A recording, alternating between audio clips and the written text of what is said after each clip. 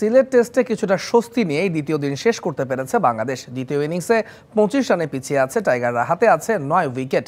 দিন শেষে বাংলাদেশের স্কোর বোর্ডে সংগ্রহ 1 উইকেটে 57 রান। প্রথম ইনিংসে মিরাজ নাহিদ রানাদের নৈপুণ্যে 273 রানে গুটিয়ে গেছে জিম্বাবুয়ে। প্রথম দিনে প্রাপ্তির হিসাব মেলাতে ব্যর্থ হলেও দ্বিতীয় দিনের শুরুতেই ভালো কিছুর আভাস দিয়েছিল বাংলাদেশ। নাহিদের বাউন্স সামলাতে রীতিমতো হিমশিম খেয়েছে জিম্বাবুয়ান ব্যাটাররা। দিনের তৃতীয় ওভারেই শর্ট বলে বেন কারেনকে পাঠান প্যাভিলিয়নে। কিছুক্ষণ পর আবারও নাহিদের স্ট্রাইক। 50 করা বেনেটও ধরা খেলেন এই পেসারের কাছে। নাহিদের বাউন্সের পর আবার হাসান মাহমুদের সুইং ভেলকি। বল বুঝে ওঠার আগেই উপড়ে গেল ওয়েলচের স্ট্যাম্প। কিছুটা চিন্তা বাড়িয়েছিল উইলিয়ামস আরভিনের 41 রানের জুটি। তবে নাহিদ রানার আবারও স্ট্রাইক, আরভিনের ব্যাটে বল ছোঁয়া লেগে সোজা কিপারের হাতে।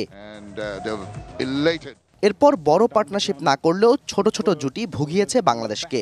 মাধেভেরে উইলিয়ামসের 48 রানের পার্টনারশিপে লিডের পথে এগিয়েছে জিম্বাবুয়ে। সেকেন্ড সেশনে মাধেভেরেকে খালেদ আহমেদ বোল্ড করার কিছুক্ষণ পর মিরাজের বলে কাটা পড়েন 59 রান করা শন উইলিয়ামস। লিড তখন মাত্র 2 রানের। প্যাভিলিয়নে 6 ব্যাটার।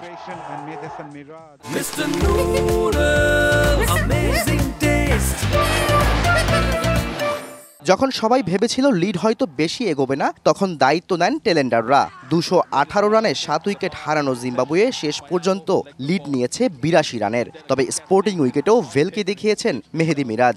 শেষ 5 উইকেটই গেছে এই স্পিনারের দখলে। অন্যদিকে তাইজুল ছিলেন এক্সপেন্সিভ। 82 রানে পিছিয়ে থেকে দ্বিতীয় ইনিংসে ব্যাট করতে নেমে খুব একটা হতাশ করেনি বাংলাদেশ। শুরুতে সাদমান ফিরলেও স্বস্তি নিয়েই দিন শেষ করেছে টাইগাররা। দিন শেষে জয় 28 এবং মমিনুল অপরাজিত আছেন 15 রানে। প্রাপ্তি অপ্রাপ্তির হিসাব মেলালে দ্বিতীয় দিনে প্রাপ্তির গল্পটাই বেশি, যার নায়ক মেহেদী হাসান মিরাজ এবং নাহিদ রানা। তবে প্রথম ইনিংসের মতো ব্যাটাররা যদি দ্বিতীয় ইনিংসেও ভুল করেন, তাহলে গল্পটা কিন্তু আবারও বদলে যেতে পারে। Shahriar Hossain, DBC news, Sylhet.